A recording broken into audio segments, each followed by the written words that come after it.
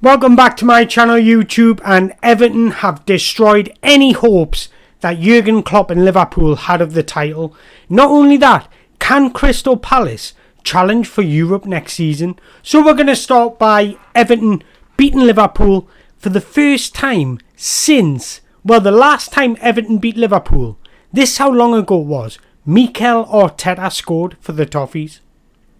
The last time Everton beat Liverpool in the Premier League was when Mikel Arteta scored. That's incredible. Since then, he's played at Arsenal. He's now managing Arsenal. And that is insane. It's such a long time. And last night just absolutely summed up Liverpool's season in a nutshell. So, Liverpool and Klopp's farewell story looking like it's just going to end with the Carabao Cup. There was talks of the Europa League, there was talks of the Premier League, but with 4 games remaining, it looks increasingly unlikely that Liverpool will win the Premier League title. And there is mitigating factors to that, because Liverpool have had their fair share of bad decisions. So if you think back to the Tottenham one with Curtis Jones and the offside, and if you look at the Man City one, when the final minutes of the game, Jeremy Doku brought down Alexis McAllister in the penalty area, and that could easily, I honestly think, anywhere else on the pitch, and that's given as a foul. So just because it's in the penalty box should not be treated any differently. But when you get beat off Crystal Palace at home and Everton away, do you really deserve to win the Premier League title? Because Crystal Palace have picked up form in respect to them, and they can beat anyone on the day. Like I said before the game, I said we've seen it where Crystal Palace turn up at Man City and beat them. But Liverpool could not afford to lose that game. And likewise, they could not afford to lose last night. And Liverpool didn't look great last night. They made the chances. And yet, if they had put them away, it probably would have been a different story. But that summed up Darwin Núñez's season. He's gotten great positions, but he just lacks that confidence, that belief that he's going to score. I think, for me, the only player that can walk off that pitch yesterday with his head held high is Luis Diaz. Yes, he missed a few chances, but he creates chances for himself and he creates havoc, and he never ever stops working. And that's full credit to him. And I think he's the only one that can walk away from that game with some dignity.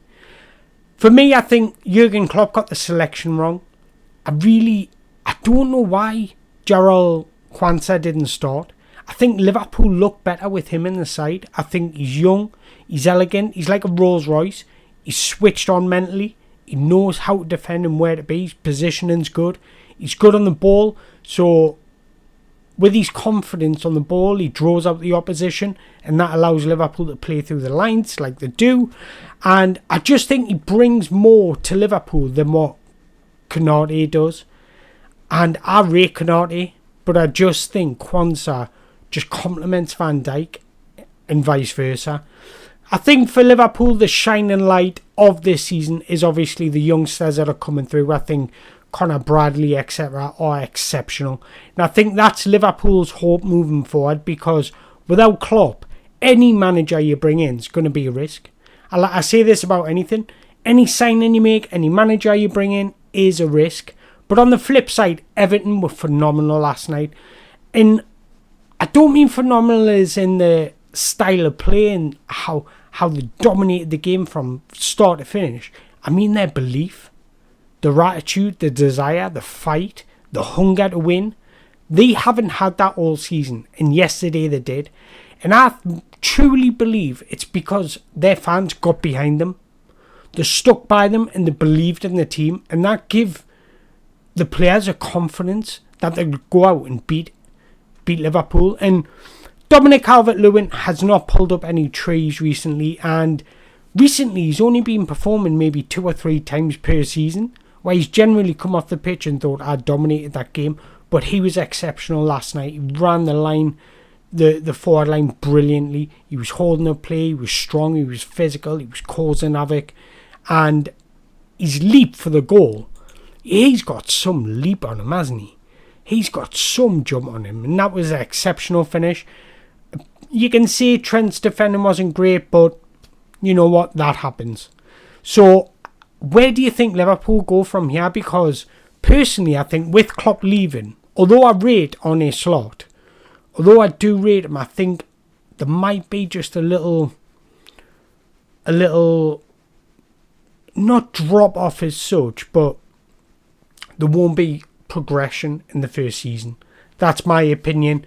But as for Everton, I think if they can keep this momentum, there's no reason why they can't have a good season next year, because they've got a very good team if you look at it. I really like Doucouré in the middle of the park. I think his presence, his pace, the way he breaks through the lines with strength, I think he's a very big asset to Everton, and I think they need to keep him. And I do like Onana. I think Onana will become a good player. So Everton, I think, one of them mentioned, I thought Dwight McNeil and Jared Branthwaite were both exceptional yesterday. And I'm going to say this because I think now that the England squads went to 26 players, I think Jared Branthwaite will go to the Euros. I think had it stayed at 23, I don't think he would have went. And I disagree with that. I think he should go regardless. But I think he's lucky that the team's been expanded to 26 that are going to the Euros. So let's move on to Crystal Palace taking on my team, Newcastle United. And you know what? We did have a lot of injuries. We did, but take nothing away from Palace. They thoroughly deserved their win.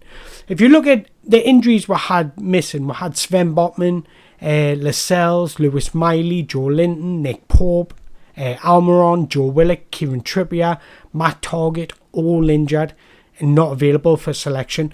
And when you play in the way Everton, since Oliver Glasner come in, Everton, Crystal Palace been setting up in a 3-4-3 formation. Well, 3-4-2-1 if you want to say. But it looks like that's going to be there moving forward.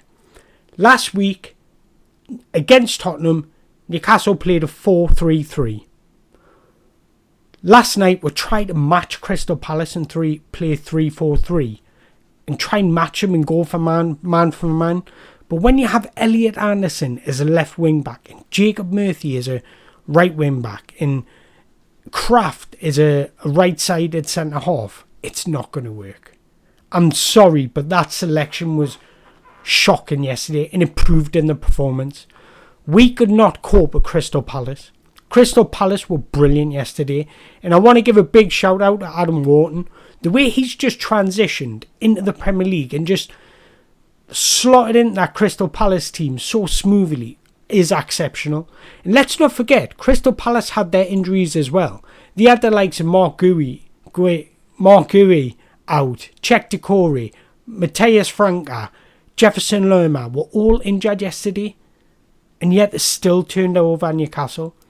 So we have seen a big pickup in form, because if you look back to last week, Crystal Palace battered West Ham, and West Ham are challenging for Europe. So this is my question to you guys. If Crystal Palace can keep this squad together, maybe add 1 or 2 additions, do you think they can challenge for Europe? Because I said it when Oliver Glasner come in. I wrote a thread on his playing style, and I said he would play a 3-4-3 formation or a 3-4-2-1, however you want to say it. And I said what he'll do is get the best out of his striker. And the way he does that is by getting bodies around him. If you look at Crystal Palace, the way they play now, compared to the way they played previously the striker was always isolated. He never had numerous of options.